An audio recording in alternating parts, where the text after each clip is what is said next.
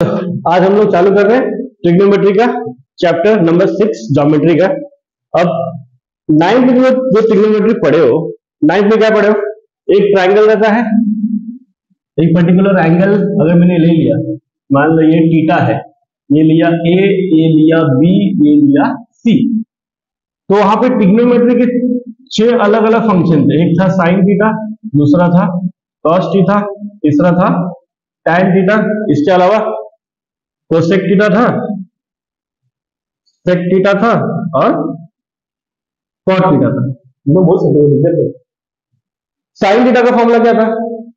किसी भी ट्राइंगल का अपोजिट साइड डिवाइड बाय क्या था?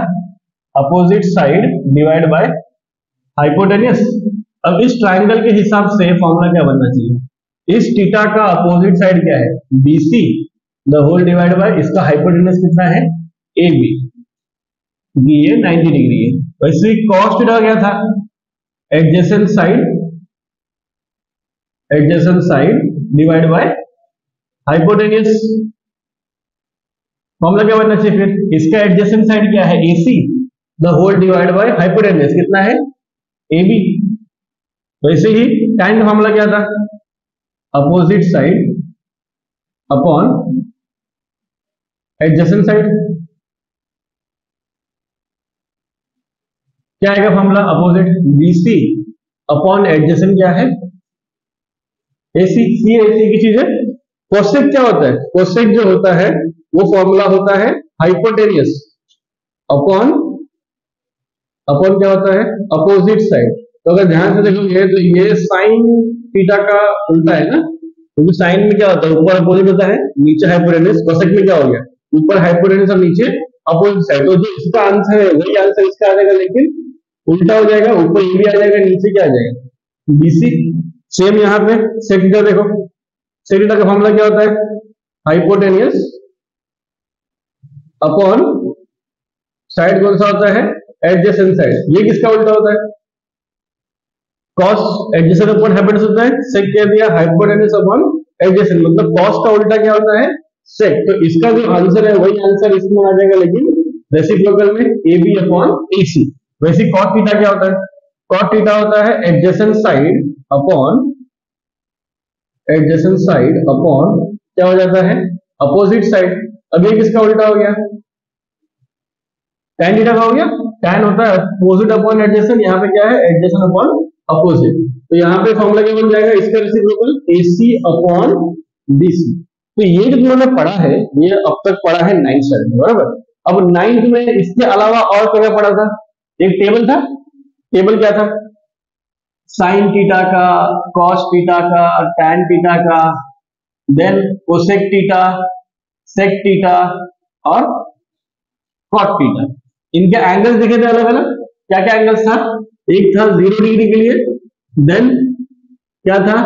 30 डिग्री के लिए, उसके बाद 45 डिग्री के लिए, उसके बाद 60 डिग्री के लिए, एंड देन किसके लिए था? ये 90 डिग्री के लिए। तो जो बताओ ये टेबल याद कैसे करते थे? इसमें हमेशा पहला जो था लाइन साइन थीटा वाला, उसको हमेशा याद रखना है। साइन थीटा का पहला रो क्या होगा? साइन 0 क्या होता था? साइन 0 होता था 0। साइन 30 कितना होता है? हाफ 1/2। साइन 45 कितना होता है? 1/√2। साइन 60 कितना होता है? √3/2। साइन 90 कितना होता है? 1। ये सब पहले ना। फिर उसके बाद कॉस थीटा क्या था? इसका उल्टा जाना है। यहां से एंड किया है, स्टार्ट यहीं से होगा। ये क्या होगा? 1। फिर इसका वैल्यू √3/2, फिर ये सेम टू सेम 1/√2, फिर ये 1/2 और यहाँ पे क्या आ जाएगा? 0, बरोबर। टैन थीटा क्या होता था? Sine theta upon cos theta. इसका और एक फॉर्मूला बनता था। क्या बनता था? ये sine theta upon cos theta. तो इसके हिसाब से 0 डिवाइड बाय 1 होता था 0। इसको अगर आपस में डिवाइड करोगे तो 2 और 2 क्या हो जाएगा? कैंसिल हो जाएगा। क्या बचेगा? 1/√3। इसमें ये पूरा ही कैंसिल हो जाएगा, बचेगा 1। इसमें 2 और 2 कैंसिल होगा, बचेगा सिर्फ और सिर्फ √3। और 1/0 कितना हो जाएगा? इनफाइनाइट। क्या होता था वो? Not defined. ND then cosec किसका उल्टा है? साइन का उल्टा है, मतलब इसको मैं लिख सकता हूं 1 upon cosec theta. Sine can be written as 1 upon cosec theta, या cosec can be written as 1 upon sine theta. इसका मतलब साइन का उल्टा कर दूंगा तो मुझे क्या मिल जाएगा? कोसेक मिल जाएगा। चलो इसको उल्टा, 0 का उल्टा क्या आने वाला है? 0, 1/2 का उल्टा 2, 1/√2 का उल्टा √2, इसका उल्टा क्या हो जाएगा? 2 अपॉन √3, और 1 का उल्टा क्या आने वाला है? 1 आने वाला है। सिमिलरली कॉस किसका उल्टा होता है? सेक का, तो 1 अपॉन सेक थीटा, और सेक थीटा किसका उल्टा है? 1 अपॉन कॉस थीटा। यही होता है, मतलब कॉस को उल्टा करना पड़ेगा, इसको उल्टा करो, 1 का उल्टा 1, √3 का √3/2 का उल्टा 2/√3, इसका उल्टा √2, इसका उल्टा 2, और 0 का उल्टा क्या आने वाला है? 0 होने वाला है, बराबर। सेम tan जो होता है वो किसका उल्टा होता है? cot का, तो tan will be 1 upon cot theta, या तो cot theta will be equal to 1 upon tan theta. तो इसको उल्टा करते हुए जाना है, तो इसका उल्टा क्या हो जाएगा? पहले आएगा नॉट डिफरेंट, देन √3, उसके बाद 1 एज इट इज, उसके बाद ये 1/√3, उसके बाद ये क्या आ जाएगा? 0 हो जाएगा। तो ये तुम लोगों ने अब तक 9th में पढ़ा है नॉर्मली। इसके साथ अगर मैं देखूं फॉर्मूला, साइन थीटा क्या होता है? Sine theta is equal to 1 upon cosec theta होता है। अगर मैंने दोनों को लिया तो क्रॉस मल्टीप्लाई करो, क्या मिलेगा? Sine theta into cosec theta का वैल्यू क्या आना चाहिए? आ रहा है? वैसे ही सबके लिए आएगा, सबके लिए in the sense cos theta क्या होता है? Cos theta is equal to 1 upon sec theta. इसका मतलब कोई भी ट्रिग्नोमेट्री फंक्शन, जैसे यहां पे मैंने लिया कॉस थीटा, उसका अगर रेसिप्रोकल से मैंने मल्टीप्लाई किया, उसके उल्टे टर्म से मल्टीप्लाई किया सेक थीटा, उसका वैल्यू क्या होना चाहिए? 1। साइन, साइन का उल्टा क्या होता है? कोसेक, दोनों को मल्टीप्लाई करके कितना आ रहा है? 1 आ रहा है। सेम यहाँ पे कॉस, कॉस का उल्टा क्या होता है? सेक, दोनों को मल्टीप्लाई कितना आ रहा है? 1। वैसे ही tan का लो, tan क्या हो जाएगा? tan theta into tan theta is equal to क्या होता है? 1 अपॉन cot थीटा, तो इसको क्रॉस मल्टीप्लाई कर दो, तो ये आ जाएगा tan theta into cot theta is equal to 1। तो ये फॉर्मूला बनता है, ये फॉर्मूला बनता है, और ये फॉर्मूला बनता है। भले इसको यूज नहीं किया रहोगे, बट ये सब डिराइव्ड है। अब इसके एडिशन में क्या आता है? इतना 9th में था, 10th में ऐड क्या किया लोगों ने? ऐड ये किया है कि ये एक ट्राइंगल जो है वो राइट एंगल ट्राइंगल है। तो राइट एंगल ट्राइंगल में अगर मैं बोलूं पाइथागोरस थ्योरम अप्लाई करूं, जैसे ये थीटा है, ये ए है, ये बी है, और ये ये ए है, ये बी है, और ये सी है, तो बाय पाइथागोरस थ्योरम फॉर्मूला क्या बनेगा? क्या आना चाहिए? बोलो। BC square plus CA square is equal to AB square, ये फॉर्मूला बनेगा। अब इसको बारी बारी हम लोग क्या करेंगे? इक्वेशन 1 रेज्यूम कर लेंगे। इसको बारी बारी हम लोग क्या करते हैं? हर एक टर्म से डिवाइड करेंगे। पहले मैं डिवाइड करता हूं AB स्क्वायर से, तो क्या मिलता है? Divide through out by AB square. तो अगर AB स्क्वायर डिवाइड करूंगा तो क्या मिल जाएगा? ये BC square upon AB square, ये क्या आ जाएगा? CA square upon AB square, और ये आएगा equal to AB square upon AB square. क्यों किया था? ये वाला क्या हो जाएगा? कैंसिल में क्या बचेगा? इधर 1 बचेगा, ये दोनों स्क्वायर में है ना, तो इसको मैं लिखता हूं BC upon AB the whole square, ये दोनों स्क्वायर में है, CA upon AB the whole square equal to क्या आया? 1। तो क्यों किया? ये टाइम पर क्यों कर रहे हैं हम लोग? ये दिखाने के लिए कि आगे नए फॉर्मूले आने वाले हैं, जिसको हम लोग बोलते हैं आइडेंटिटी। ये उसका डेरिवेशन है, कैसे आया, क्यों आया, हम लोग देखेंगे यहाँ पे। अभी देखो ये क्या दिया है? BC अपॉन AB है ना, यहाँ BC अपॉन AB कहां पे है? BC अपॉन AB क्या है? इसका मतलब मैं इसको लिख सकता हूं साइन थीटा, लेकिन ये क्या है? स्क्वायर है ना, तो फॉर्मूला क्या बन जाएगा? Sign square theta. ये कहां पे? CA अपॉन AB है, AC अपॉन AB यही होगा ना, ये किसका वैल्यू है? cos थीटा, बट इसका वैल्यू cos थीटा, ये क्या दिया? स्क्वायर है ना, तो क्या मिल गया यहाँ से? cos square theta is equal to 1। तो ये पहला आइडेंटिटी है, फर्स्ट आइडेंटिटी। क्या फॉर्मूला बनता है फर्स्ट आइडेंटिटी का? Sine square theta plus cos square theta equal to 1। इसका मतलब क्या हो गया, एंगल कुछ भी हो, अगर साइन स्क्वायर और कॉस स्क्वायर में दोनों एडिशन में है, उसका वैल्यू क्या मिलने वाला है। इसका मतलब अगर मैंने बोला sine square a plus cos square a, क्या होगा, क्या होना चाहिए, 1 ही होना चाहिए।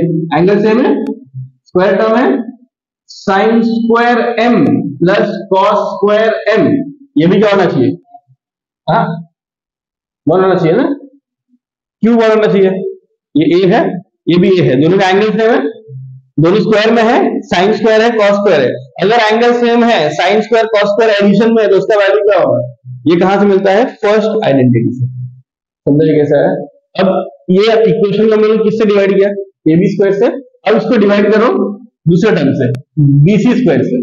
Divide equation 1 by BC square, तो इसको बीसी स्क्वायर से डिवाइड करो, BC square by BC square plus C A square by BC square equal to A B square by BC square. ये कैंसिल होगा, क्या मिलने वाला है, 1 प्लस ये दोनों स्क्वायर में है, तो c a upon B c the whole square is equals to A B square upon a B upon B c the whole square, ऐसा आएगा।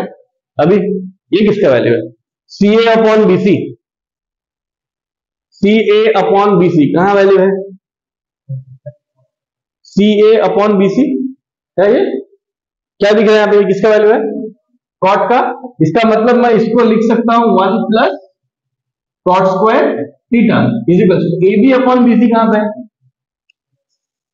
A B upon B C क्या दिख रहा है, A B upon B C क्या दिख रहा है, कोसेक थीटा। इसका मतलब ये क्या लिख सकता हूं मैं, कोसेक स्क्वायर थीटा। तो ये जो मेरा फॉर्मूला है, ये फॉर्मूला बन गया मेरा सेकेंड आइडेंटिटी, और ये बहुत काम आने वाला है 11 12, अगर आगे इंजीनियरिंग करोगे उसमें भी काम आएगा, ये डिग्री करोगे मैथ्स लोगे उसमें भी काम आएगा, ये जिंदगी भर तक वही चलने वाला है। तो आइडेंटिटीज कभी भूलना नहीं है, ये एक बार फॉर्मूला जो बता दिया, ये फॉर्मूला हम लोगों को एंड तक याद रखना है। ये समझा कैसा है। अब क्या बच गया, ए से डिवाइड कर दिया, बीसी से डिवाइड कर दिया, क्या बचा लास्ट में, सी ए। तो थर्ड इक्वेशन में क्या करूंगा, divide divide divide equation 1 by किससे डिवाइड करूंगा, सी ए स्क्वायर से।